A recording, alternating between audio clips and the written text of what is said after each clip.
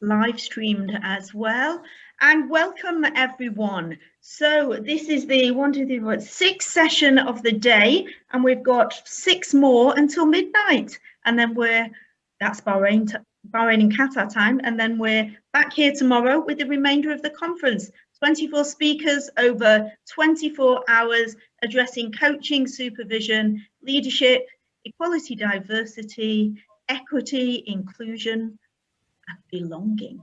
And for this session, we have Rony, who's in Israel, Rachel and Francoise, both in the UK, and myself, who's in Qatar. And what we're going to do in the next hour and 10 minutes is, I'll leave the start as a surprise. Then we're sharing with you what is supervision. We're moving then into discussions around the way equality, diversity and inclusion shows up in our work. And then finally, we will do a demonstration of a supervision session, followed by a visualization by one of our experts here. So thank you all for joining.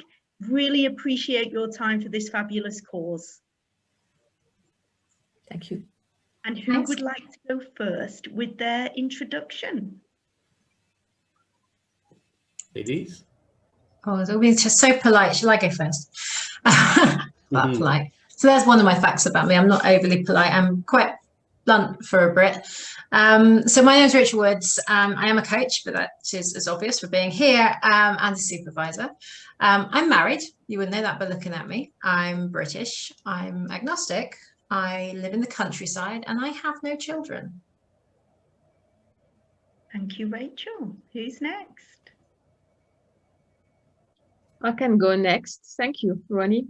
As probably many people can guess, from my first name, I'm French. My surname is my husband's name, who is English from Russian and Italian origins. So I thought that would be interesting to share, because many times people just wonder, who is this lady coming from? So I come from Alsace. We have, I would say, quite a German type of culture, but I live in the UK, so it's very interesting to have this diversity and inclusion in practice, including at home. And of course, I'm a coach and a supervisor as well. Fabulous, thank you. Rony? 5 things you wouldn't know about me by looking at me would be, first, although I'm nearly 58, I'm the father of 2 relatively small kids, 12 and 10. I've been a film director for 30 years, over 30 years, directing commercials and documentaries. I've never left my hometown, Tel Aviv, but I feel citizen of the world. Yeah, you know, so. And I believe that the 2 most interesting things life have to offer us are people and stories, and that's why I like coaching. And the 5th one is that I love chocolate.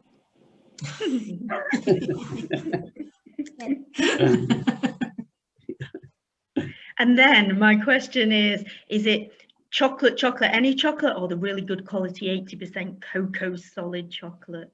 I would prefer chocolate, but if there is any, I would go to any kind of chocolate. It's, brilliant. As I had, you know, I've been working in this suite, this editing suite, and there was a sign there. It said, if all else fails, lower your standards. Fair enough. Yeah, it's good to remember. Leading for chocolate. Yeah. So some things that you wouldn't know about me by looking at me. So I play the drums, played at my friend's wedding, and I love singing. I'm moving towards my grade 6 in musical theatre. I love that. And I love swimming, and I've worked on the ground in 8 different countries across the Middle East with senior executives, and some people sometimes sort of like, oh, are you the coach? Interesting. and also I'm a passionate learner, and I realized through coaching that I received myself a few years ago, that I gave myself full permission. It is okay that learning is your hobby. So that's something about me. There we go.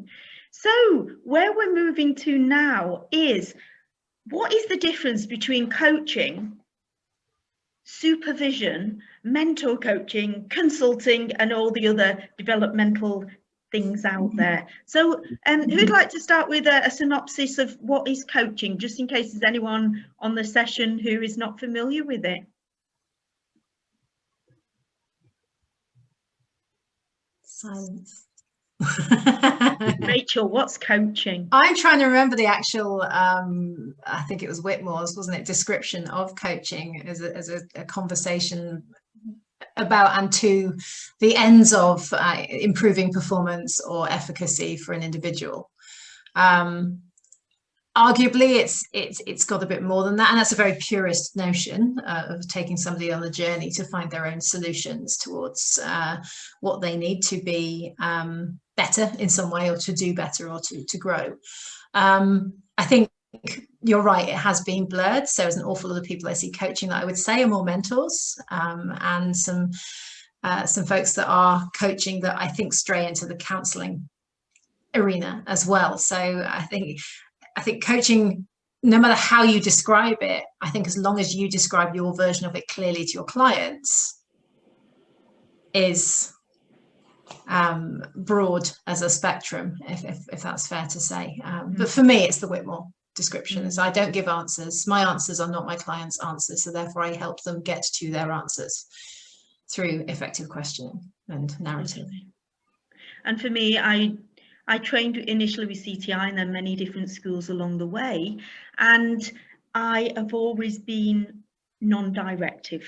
And so on a continuum, I'm over there in the non-directive. And also, I love that the term coach comes from the old-fashioned times when there was the horse and carriage. So the coach was pulled by the horse, and as if us coaches sit in that carriage on that journey with the person that is taking that ride. And we're in partnership. Equal power is one main thing to me. Rony, Francoise, anything to add to the coaching definition? Rony, do you want to go first, and then I'll go? I'll say just one thing. I heard kind of a short video with Martha Reynolds, and she described coaching as a learning technique, and I find it very precise. You know, we can elaborate and say what is not and what it is, but I think that in a way, we are partnering with somebody to allow him to learn something and enhance his abilities, his trades, and get to where he wants or she wants. Fabulous. And for me, I would say it's about creating the future, wherever that future is, either very close to where we are now in the present, or maybe further away. And I like the idea of partnering as well. I like the idea of Sir John Whitmore about also taking action, because coaching is about taking action. But mostly for me, it's being self-aware, looking at the blind spots. And I think it's a very good point for today's topic about diversity and inclusion. What do we know and what we don't know about diversity and inclusion for today's context? And yes, creating the future. Fabulous. Yeah. And I'd say, adding to what you've said, ICF's terms, forwarding the action and deepening the understanding, that process bit of coaching is so important, especially for teams and organizations in terms of EDI. So now we've defined coaching. In a nutshell, mentor coaching is enabling a person who's training as a coach to become even more competent at clear competencies related to coaching, such as powerful questioning, active listening, being fully present with the person, evoking transformational change with them, and enabling them to design action with accountability. So supervision, what's supervision? Mm. And we all smile. Sorry, Claire, you cut out right at the end there. My screen froze. Did you say supervision as a description? I was listening to you describing mentor coaching. I was saying, yeah, sorry. I was listening to you describing mentor coaching, and I think actually a lot of that is included in supervisory practice, I think, but it's a part of, it's not just about the competencies, it's not just about framework, it's not just about developing to be a coach or to grow as a coach. There are broader aspects, and I think we'll get onto that come into sessions in supervision that you wouldn't necessarily bring into mentor coaching. But to me, I think the most helpful metaphor I can put to supervision is this parabola. Is standing side by side with an individual and using this array, this circular 360 array of lenses to look at a situation or a topic or a matter, whatever it may be, whether it's accreditation, whether it's growth as a coach, whether it's an ethical issue they're having with a client, doesn't matter. That topic is under all these different lenses, which help us see from so many different angles and perspectives and examine the blind spots and test the biases. And then it's that sandpit to play in side by side in the same way as coaching is, but there's more of a collaborative peer-to-peer exercise. I never feel like supervision is me telling a coach how to do something or helping them grow without me getting something from it. I always learn something from my clients. And I think it's Peter Hawkins that says that the day he stops learning from his clients is the day he'll stop supervising. And I'm with him on that one. So Mohammed also in the chat box has asked, Dr. Mohammed has asked, so what's the difference? And he thinks there's only a fine line between supervision and mentoring. So mentoring is a little bit more, maybe like that, where the older or wiser, and it's not to do with age, person is helping, advising from their perspective, from their experience, the person that is the mentee. When we were talking about mentor coaching, it is the mentor coaching the coach and mentoring the coach on the coaching competencies.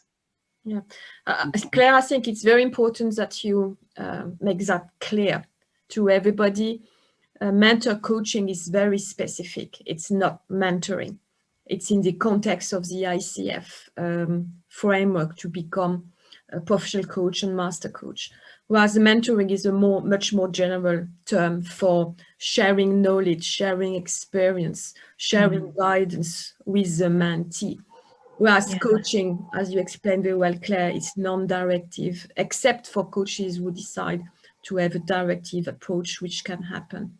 But it's very important, I think, to clarify these points, and a good question, Mohammed. Yeah, thank you. And I'm thinking back to, when I first had little children, gosh, about 15 years ago, and mentoring took place at baby groups where we all went in the morning with the children, quite often quite tired after sleepless nights and so forth. And you might be asking another mother there, oh gosh, this one won't go to sleep. Have you got any tips? And that's informal friend-to-friend mentoring. And of course, you can have more formal mentoring about opening a business or in organizations, people who've done that role before you. So then in terms of supervision, what else is there for you, Rony? I like the definition of supervision as a safe place for a reflective view on development access. I like this tool of development access. So you can define where you want to go. You kind of see the picture, and to do that you use dilemmas, which is the engine behind this process. If to use your metaphor, I think that the difference between coaching and supervision is that these two people are now leaving the safe place of the coach and moving forward and riding the horse together. So this is, I think that's the next level. So you're not being in this coach-like right, but you kind of more involved, more, you know, more the business. You are a professional, and you want to get, you know, improve yourself and get better at what you do as a professional. It's a different space. Yeah. Yeah. Just been reminded there, Claire, of the learning edge, and I think that's Rony's very well described, that being at the learning edge, which you may not be in a coaching scenario, but in a supervision scenario. Isn't that the holy grail? That's what you aim for. Yeah, absolutely. And Dr. Mohammed there in the chat box has said about teaching teachers. So interestingly, there'll be times when, if you're training or teaching teachers, there'll be times when you may mentor. I'm thinking of experientially trying to work on classroom dynamics with children, potentially with behavioural difficulties. To throw someone into that is tricky. To lecture them on it just doesn't quite make sense. To share real life examples when I was in a similar situation, that mentoring in that way can be quite helpful there. Personally, as an ex-teacher trainer who then went into coaching, I honestly feel that all curriculum for trainee teachers should include coaching, so they can use it as a way of being with the students in the classroom. Francoise, moving back to supervision. Yes, and just one comment, Claire, if I may, about teacher training. I lectured at university for quite a while, for 20 years. And for me, what you explained at the beginning, Claire, about this continuum of coaching, mentoring, and to answer your question, Mohammed, I think as a teacher and a teacher training, it's important that we role model to new teachers or students what teaching is, what coaching is, what mentoring is, so they can really experience what's happening, because supervision is also about experiencing. And it's also, I would say, about helping the coachee sometimes to just get resourceful again, because being a coach can be demanding, stressful, and the supervisor is also there to help the supervisee just go through what happened with their clients and talk to them about what self-esteem is and help them with this type of discussions. It's about resourcefulness as well. I love it, absolutely. The bit that I love the most for myself when I'm being supervised or having supervision on my supervision that I've delivered, the bit that I love is also as well as the restorative, the benchmarking. So I've lived in the Middle East for many years. I have done courses outside the Middle East, and I'm always curious what I don't know that I don't know. And I find having supervision with different supervisors in different contexts around the world really helps me to ensure that I'm staying with the benchmark and staying ahead of the game, really. So that's one thing that I really goes with my theme of loving learning. Anyone, anything else to add about what is supervision? Hello, hi, Patty here. Hello, Claire. Hello, everybody. Yeah, I've been supervising for many years now, and when I do a lot of supervision at Oxford Brookes University over here in the UK. And when we were designing a supervision course, the first one way back in 2005, we came up with a definition that Tatiana Bakirova, Pauline Willis and myself, shall I just quickly, it's quite a brief one, but I think it really, for me, encapsulates, you know, what sort of supervision is. Shall I just quickly read it to you? Please do, absolutely. Okay, yeah, coaching and mentoring supervision, because mentors, I think, absolutely benefit from supervision, as well as many others in organisational life. So coaching and mentoring supervision is a formal process of professional support which ensures continuing development of the coach and effectiveness of their coaching practice through interactive reflection, interpretative evaluation and the sharing of expertise. And as I say, that was a definition that we came up with for the course that we were designing. That was back in 2005. And I think in the ensuing 15 years, you know, there's been some fantastic evolution of supervision. So that's why I'm joining today's call, just to, you know, just to meet you really and be part of it. So thank you. Thank you. And I love the definition. If you'll email that to me when we send around the slides from the other sessions, because we're not using sessions on this slide, very happy to send that to everyone as well. Okay, great. Yes, we'll do. Absolutely. Thank you. So what we thought we'd do now is explore the way equality, diversity and inclusion has shown up in our specific work, coaching and supervising. Who would like to start?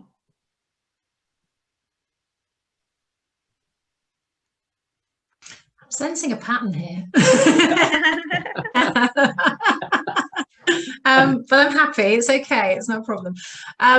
So my coaching experience actually was internal within an organisation, and my job at the time was predominantly HR. So as you can imagine, the EDI was a very large part and consideration in everything we did. It was kind of the be all and end all of policies and pay structures and making sure everything was as fair and non-discriminatory as possible. But what you noticed in coaching scenarios where it came through was perceived inequity across, whether it was existing or not, whether it was factual or not, but the perception of inequity was very real to many. What I noticed actually quite strongly was a theme of ageism in the culture of the organisation. It was very keen on young graduates and not so keen on older learners, which was quite an interesting stance to take. It was a little bit, so I think it's where this shows up. And actually I've noticed in clients now who are coaching, or actually as you know, as a supervisor in, sorry, let me get the right way around. So in coaches that I am supervising who have clients that are struggling with this kind of thing, or with me as a coach and you know, looking at organizations, these things are pretty endemic across many, but they're different in every single organizational culture. And it's quite something that I think is more as a result of the organizational culture than it is within the individual that I'm seeing anyway, from my perception. But where it is in the individual, it seems to be fear and wariness based, and a fear of saying the wrong thing or causing offence or inflaming a situation that is already, you know, a little tense, shall we say. So it's quite interesting to see these things all coming. And again, I think the supervisory training gives you that broader systemic view, I think. And I mean, coaches do coach systemically, of course, but I think it just gives you that extra level of detachment to see across and decipher, to help that client, to help that coach work through where the underlying basis is for issues that are occurring within an organisation or within a topic. So it was a bit of a messy explanation, but it's yeah, that's as best as I can put it right now. Anyway, I'm sure there's a better version, so let's hear. Yeah. There's a lot there. Francoise. Yes, I was quite tempting to ask you a question, Rachel. So what is your question? What is my question? Yes, around everything you described, what is your question? Yeah, okay. If I think of, are you familiar with the diversity ladder? The self-assessment, if you like, or you can use it with clients, or clients can use it with clients, to moving people through from fear through to wariness, through to tolerance, through to acceptance, and then into genuine appreciation and curiosity. And I suppose my question is, on the broader scale, how do we as supervisors best show up to help a coach, then best show up to help their client go through those stages, if that's what's required? If it's something that's more organisationally prevalent and embedded. What can we do as supervisors to help our clients, whether they be coaches or with us as coaches to help our clients influence a shift or a change, should that be the thing that needs to happen? So it's a very big question there, Francoise. And yes, my question is also a very big question. So.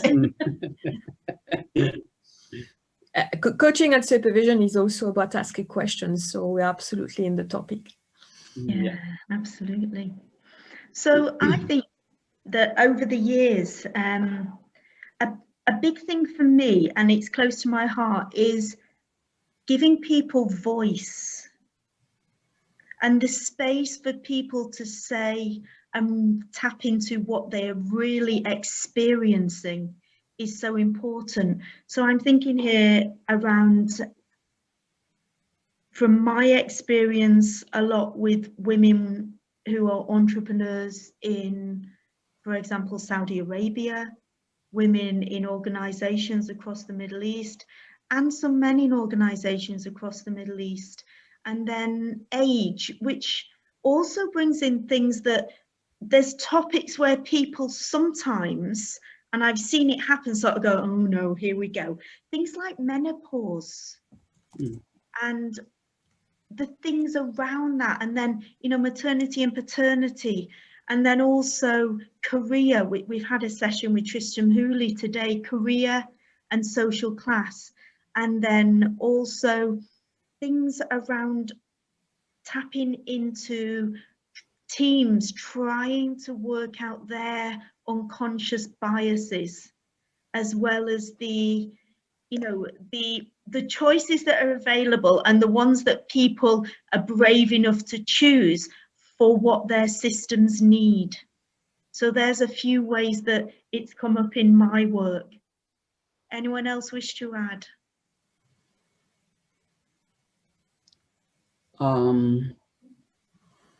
I come from Israel, and it's an immigrant country. So we're talking about a very evident or day-to-day encounter with diversity.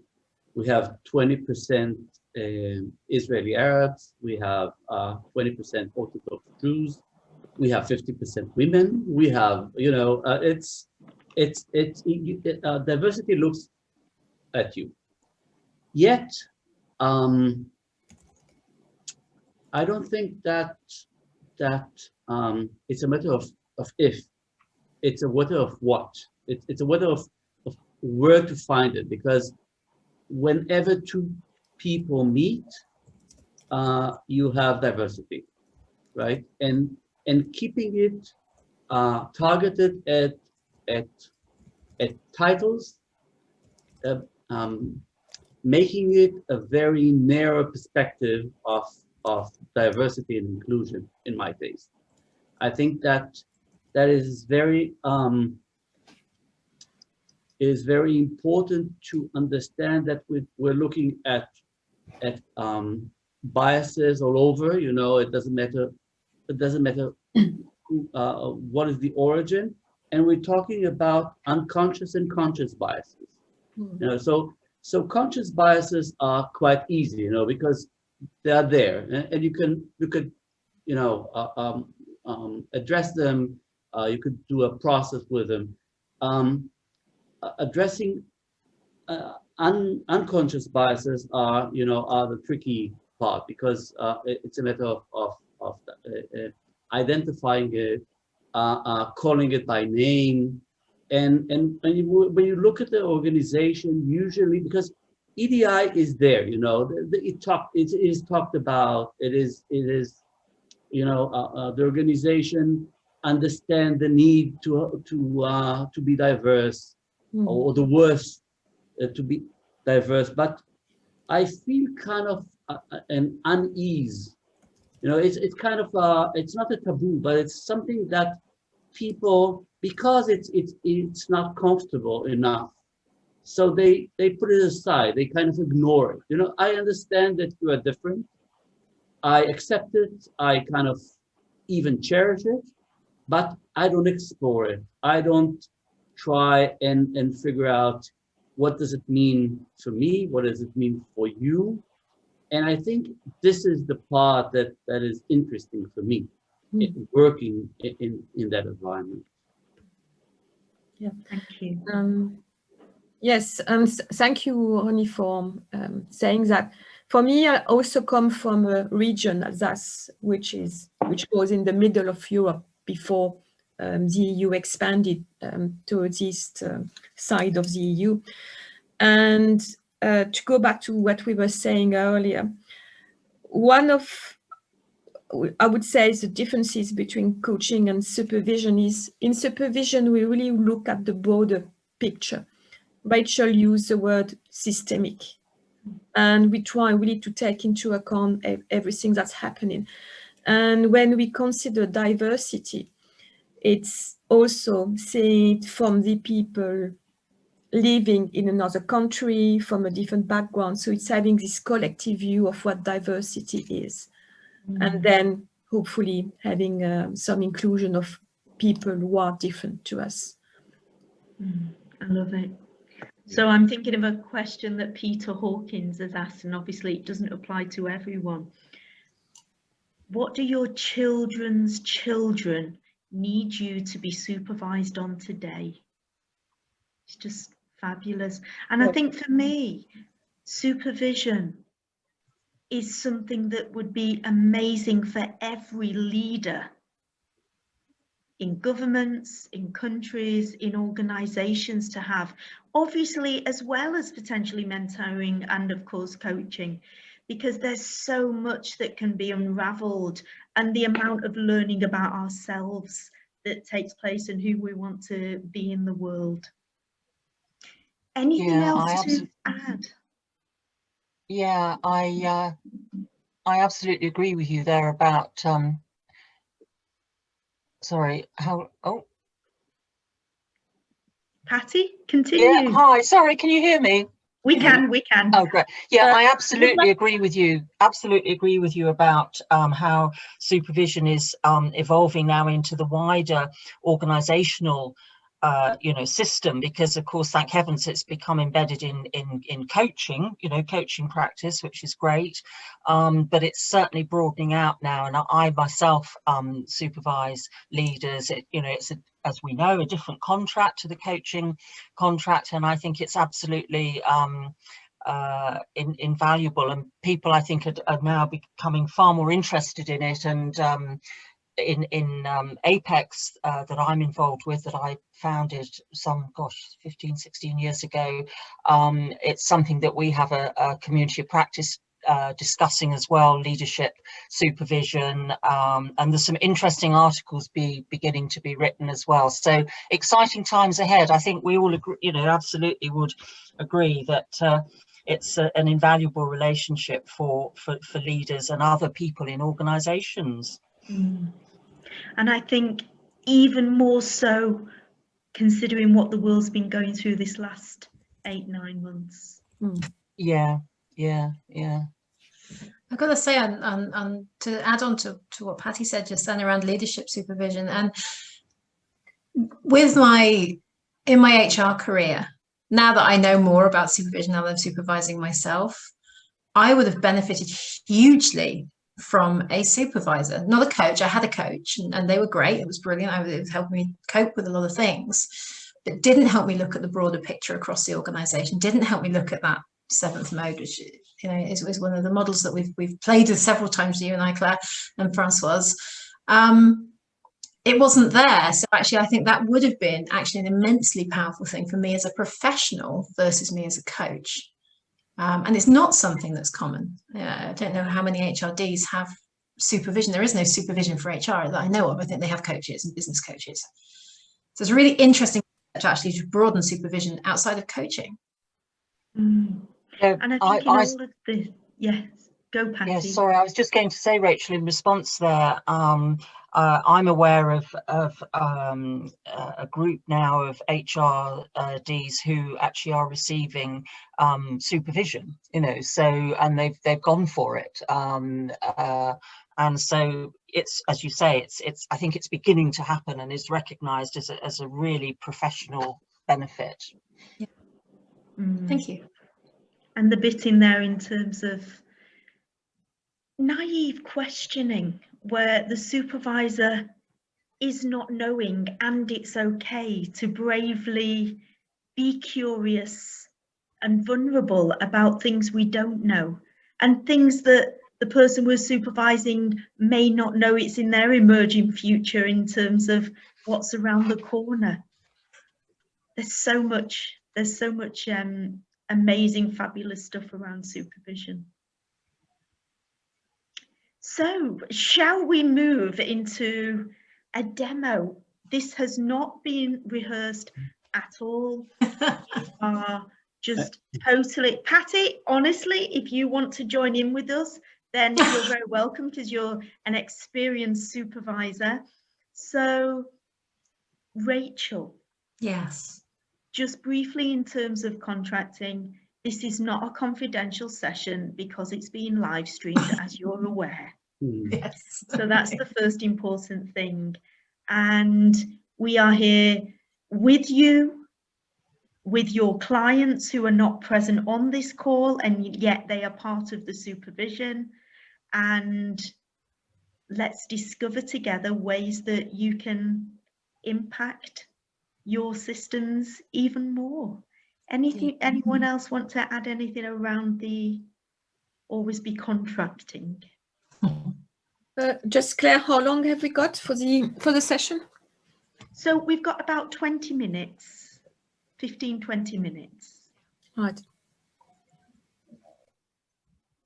Anything in terms of contracting that you would like to share with us, Rachel? No, I think for the purposes of this session, I think logistics, timing, confidentiality, we've covered all of those things, which is lovely.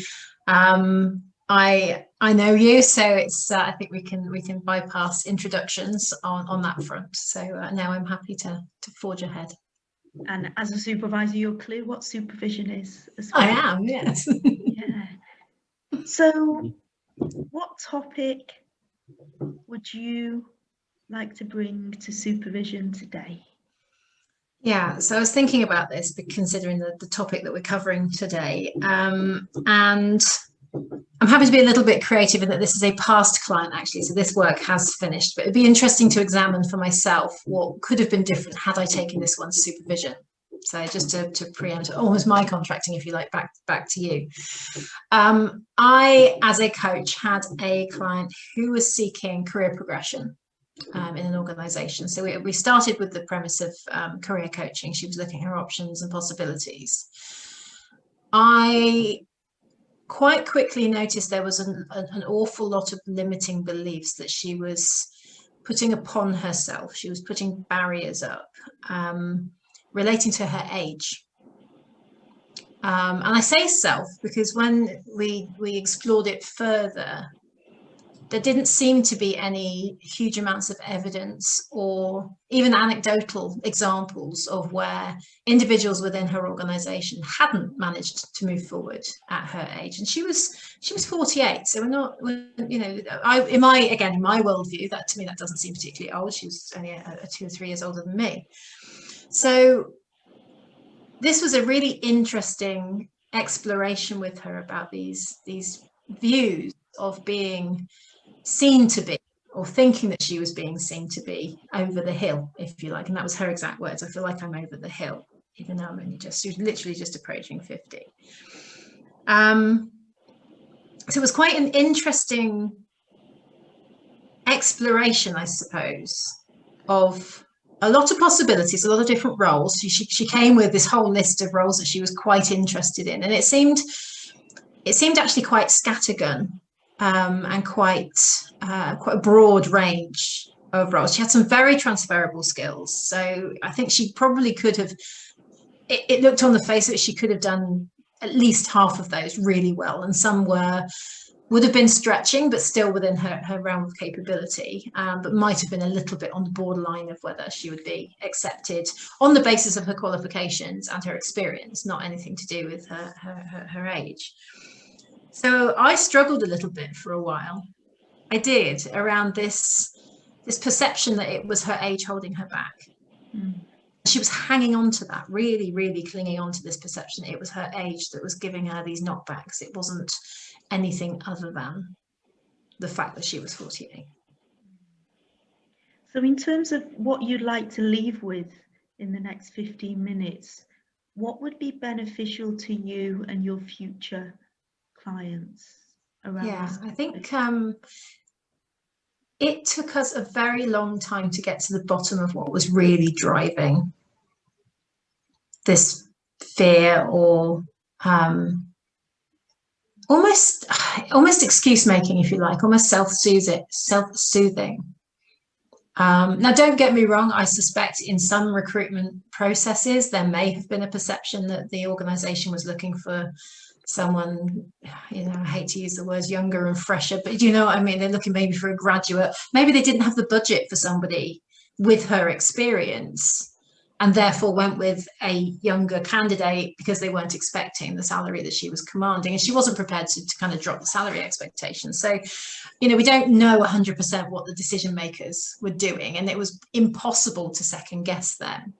So I suppose what I'd like to take from today is probably a neater way, because I think it took me too long to really help her unpick some of that stuff. So I think maybe for me to take away a slightly neater way, or a more broadening way, to get to the nitty-gritty of what was really holding her back versus what she perceived to be holding her back. And with compassion.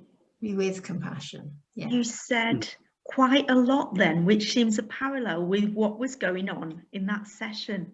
Yes. Give us that. Give us what you want in one line. I want a neat way to get to the truth. That looks powerful. Yeah. Assuming there is a truth, right? Of course. Then that's the truth, isn't it? If there is no truth, that's the facts of the matter. So tidy, empathetic way to get to the facts of the matter. Yeah. I would like to add to that, maybe in the form of a statement, maybe not necessarily a question to you, Rachel, to answer, but what is it that we or you or your client didn't want to see?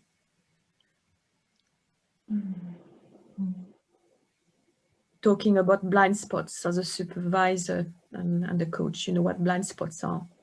Yeah.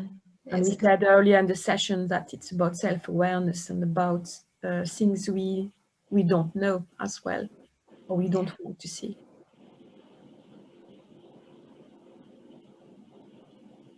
So basically, you kind of, if I understand you correctly, you say that ageism is kind of an excuse.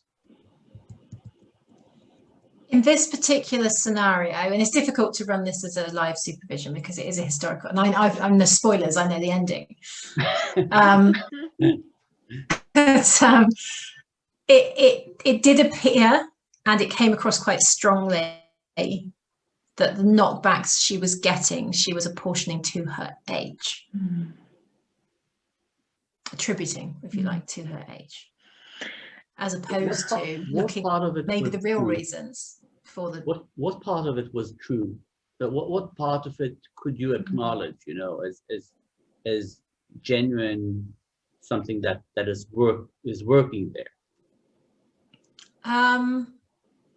In terms of the knockbacks she was receiving, there wasn't any way to really evidence that she was correct in her assumptions. However, you could see where you could empathize with where the assumptions were coming from, because she was within the organization. She would see who would be given the job. They would then start in that role.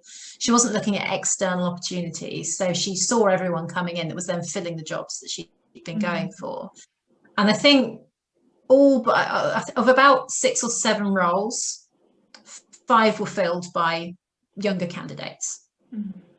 Younger candidates. Now, the reasons for that, we will never actually know. We can't go and ask those recruiting managers what their decision-making process was. It was challenging for me to step away, because I knew the organization very, very well. And I did have an awareness that the massive budgetary restraints on what they could do. So it was arguably, it was much cheaper commercially for them to bring in younger, quite fresh graduates versus having somebody of her experience. However, the 2 that were successful that were either of her age or older. I wouldn't know their exact age at all, nor did she. That was the feedback she got was actually quite broad. It was very specific in terms of the areas where she needed to improve in order to get roles like that. And those weren't her focus. Her focus all went to these graduate placements, if you like, or new hires that were pretty fresh, sub 30. So the only safe measure she could give really was that they were definitely sub 30. But yeah, so not a huge amount of evidence. You can see the perception. You could kind of understand and empathise with it. So take yourself back to that session and connect with it. And connect with the relationship between you and her relationship with the system she's working in. In retrospect, what are you most curious about?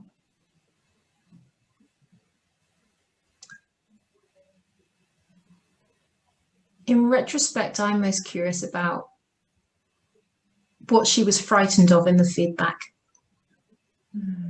The questions in the feedback, and they wouldn't have been actual questions, but they would have raised questions for her. What was in that feedback that she was avoiding or not wanting to look into more deeply?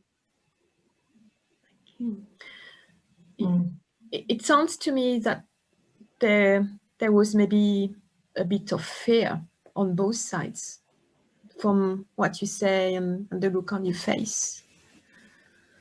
So Rachel, maybe what could you have done in terms of that feeling of fear in the session?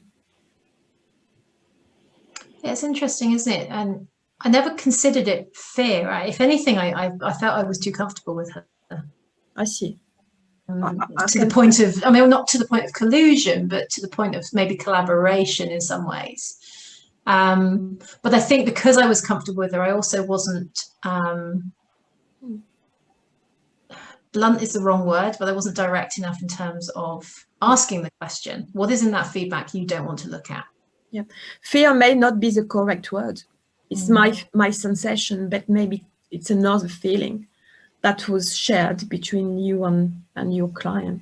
It could have been reticence of some kind, but whether it was fear-based or not, or whether I was comfortable with her. And when we started looking at the, once it became very apparent to her that she couldn't evidence that there was ageism happening, we couldn't ever completely rule it out. I think that was something that would niggle her, that she couldn't ever get that data. She was very data-driven.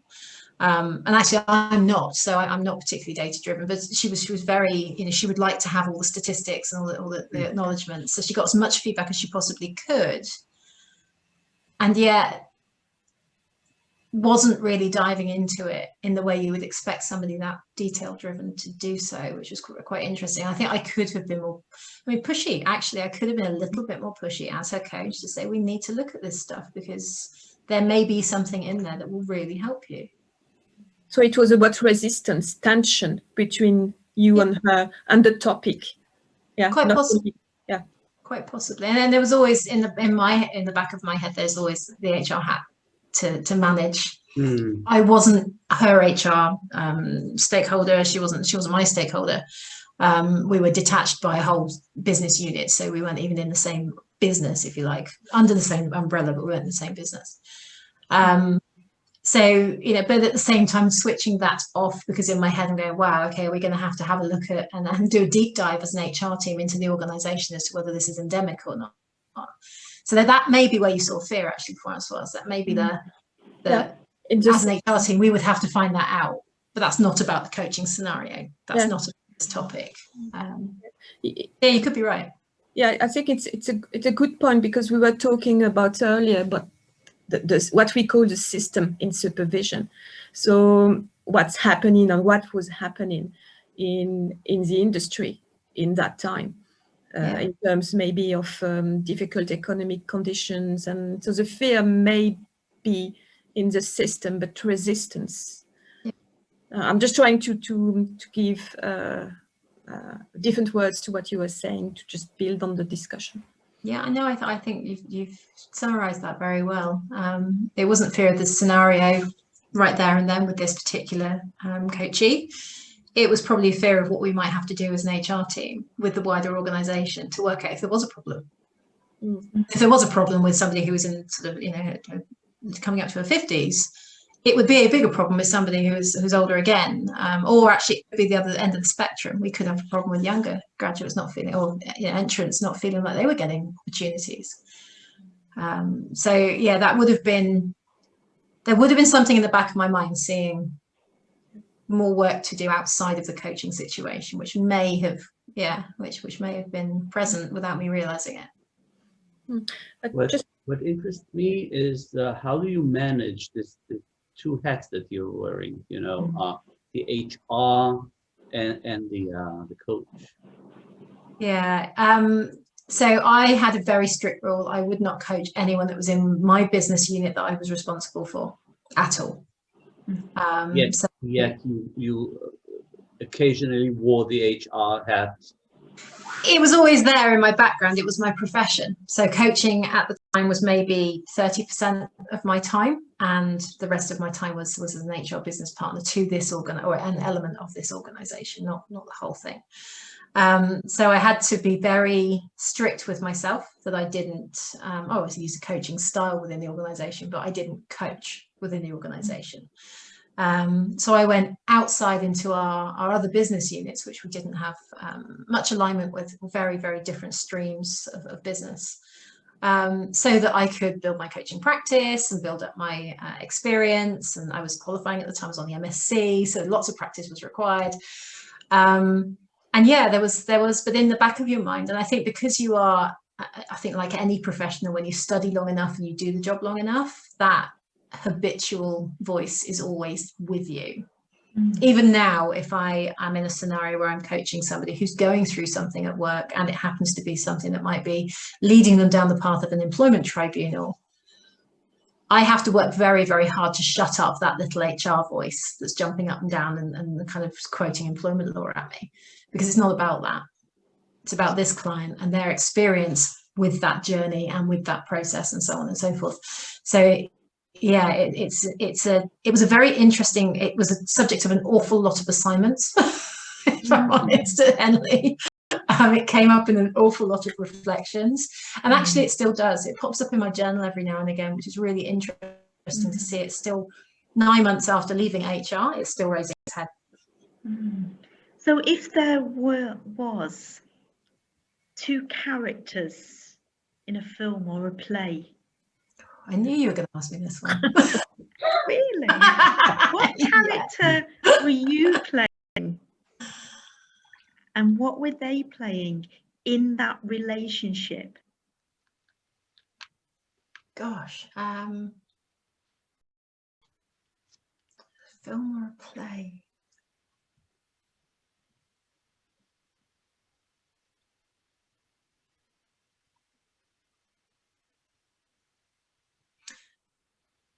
That's really hard. That's really hard to think of on the spot as well, Claire. Yeah, I mean, I was acting as confidant, as cheerleader to a degree, abilities to you know, achieve what she was seeking to achieve, because she was incredibly talented.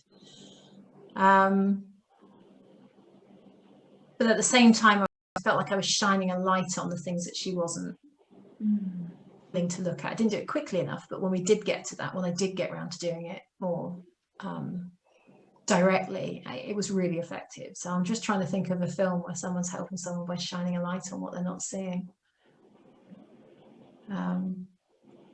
It's funny, I can see like a cinematic image of like searchlights and things, But it's not any particular film or any particular character. It's just like a 1920s movie somehow. Yeah, there's very film noir kind of Yeah. searchlights, like the Batman light, but without Batman. You don't need his symbol.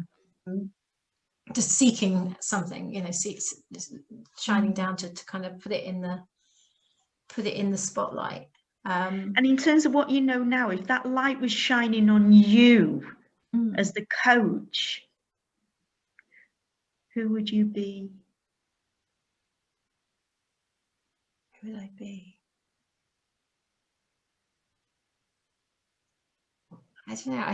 I mean, in reflection, and a lot of my reflections was that need to be braver and to step forward and to step into that light. So now you've just given me an image of being on a stage and stepping into a spotlight. But not because I was the focus, but because it was on me to help and do something and perform. It was on me to perform as my role as a coach, to provide my audience as she was, maybe with what she needed, what she paid for, effectively, what she'd been expecting. Is there something here around contracting? Possibly. I've never really revisited that contract, not really. It was pretty stock in terms of what we would do and how we would do it.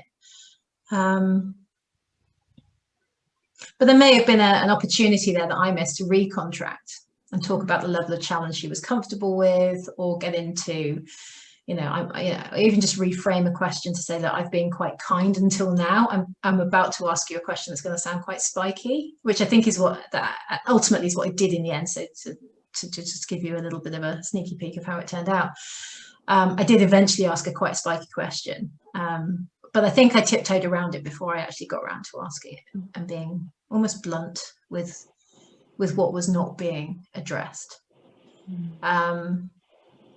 And I could have been braver and clearer in the contracting that I was going to, I may do that and it may give her discomfort.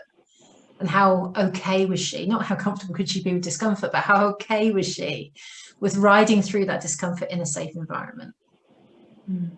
Now is something that I think almost is in the straight up front patter, that when we roll into our contracting kind of speech, it's so practiced because we say it so much. It's already in there. It's already in there at the level of challenge and the constant revisit to that if we feel that it could be ramped up a little or we need to rein it back a bit. But at that time, we're talking, 2 and a bit years ago now. I don't know that I was brave enough soon enough with my clients, or particularly with that client. Yeah, interesting. What kind of bravery did you need to have? Actually, do you know what, Rony, that comes into a lot of, I think, what we were talking about earlier with EDI and the fear of causing offence. I'm terribly English. I've been brought up to not upset anyone by any rules at all whatsoever, if you can help it, so to beat around the bush and sugar the pill and deliver a message gently and softly. And I think HR fed into that, because actually an awful lot of we had to do was about gentle communications, very engaging communications, not being particularly spiky, and working through that was really important to serve my clients well. I think that was, and particularly with this client, she was somebody I'd known for a while on and off, and not so much known sort of personally, but I deeply respected her. And I wanted her to think well of me as her coach, but also as a fellow professional. And I think it was that learning curve, and I think we talked about being on the learning edge. Was it Peter or was it Gil? I can't remember who referenced that one, but I think it might have been Peter Hawkins talks about the learning edge and being on that space that was uncomfortable and you felt like you were going to tip over at any moment. But if you stayed your ground, if you stayed your course and you held it and you balanced it well, my God, it was worthwhile. So I finally got to that point where I asked it quite, I can't remember the specific question now. I think it was what don't you want me to ask you about? It was as simple as that, and it was just the most simple question, but it for some reason, I was avoiding asking it until it got to a point. I said, but what don't you want me to ask you? Mm. You seem like we're going around in circles. Thank you. It's because you And that had opened the things up. assumption about age as well. Quite possibly. Quite possibly. Mm. Yeah, maybe. Maybe. So Rachel, because of time, we need to bring this to a close. I invite you to stand up, shake that off, whatever way you want to. It makes my thingy go all funny. There you go. It does make your thingy go all It's funny. gone. Connect with us again, on the people on the call and all your clients that you've got out there and future clients as well. What's the nugget you're taking away? Be bold. Be open that you're going to be bold, and encourage your clients to be bold with you, because you are creating a safe container for them. Will you If say that anywhere they can be bold is with you as their coach or as their supervisor. It's the one place that they absolutely can be bold and say things bluntly without fear of repercussion. And for you, I will be... Oh, I will be braver. Cool. I will be braver. Thank you. Thank you for being brave enough to have a live demo with us all. Winging it. Your Yeah. vulnerability there, and thank you. My pleasure. My absolute pleasure. So the last bit of this session, Francoise for 5 minutes is going to take us through a guided visualization, and then we have a 5-minute break until we're going to some exciting supervision VR work. So that's the next session on the agenda. Over to you, Francoise. Yep. Thank you very much, Claire. So I would like to invite all of you to turn off your webcam for this. And it's going to be a very gentle invitation to connect with what you've learned today and in this session specifically. So I'm turning off my video as well. And the first thing you can start to do is just simply connect with your body and your feelings. And just breathe in and breathe out. You may have been used to count when you breathe in and breathe out, but just here, put your hands on your belly and connect with that part of your body, with your feelings, your emotions, and let any images which might pop up come to you. Maybe it's the discussion we've just had. Maybe it's colors. And try to create gently this image of this session today we had. Maybe some ideas. And continue breathing in and out. And maybe put your hands on your sides. And let these images, these sounds, these feelings coming to you.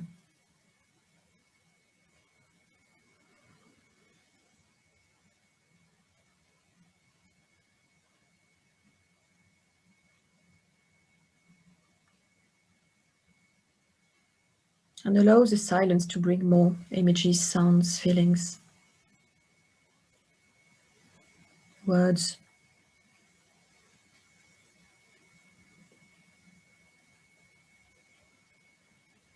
And continue breathing like a wave of air, cold air coming in, warm air going through your mouth maybe, or your nose.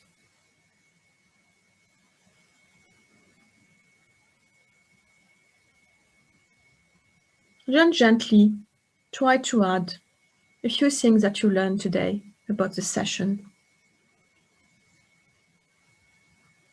like words, being bold, like resistance,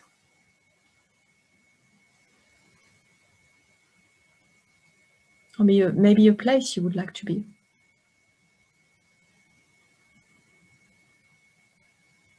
And see how this image that you are creating is evolving. The colors that you bring, the sounds, the movements. Maybe it's not an image, maybe it's a short video.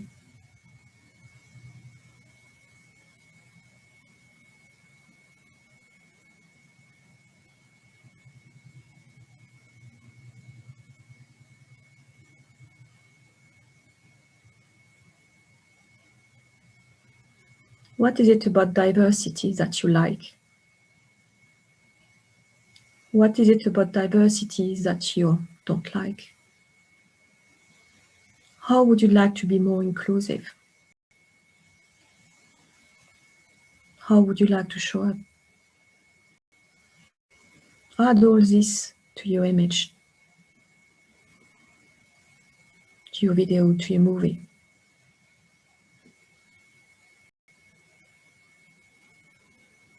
Continue breathing in and out.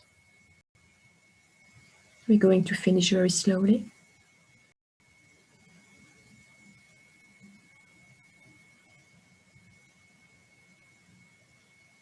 With a few breaths in and out.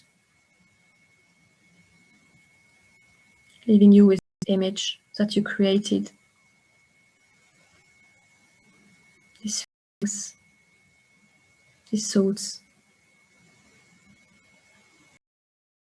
And maybe some actions. Maybe after that you just want to write down a few notes. Maybe not. That's fine. Continue to breathe in and out. Your own rhythm. When you're ready, you can open your eyes and put your webcam back on so that we can all come together.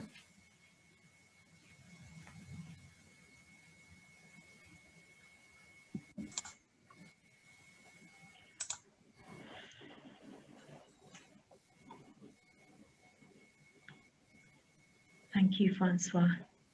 Thank you. Thanks, Rony. Thanks, Rachel. Thank you. Great session. Yep. Thank you, Rachel. Thank you.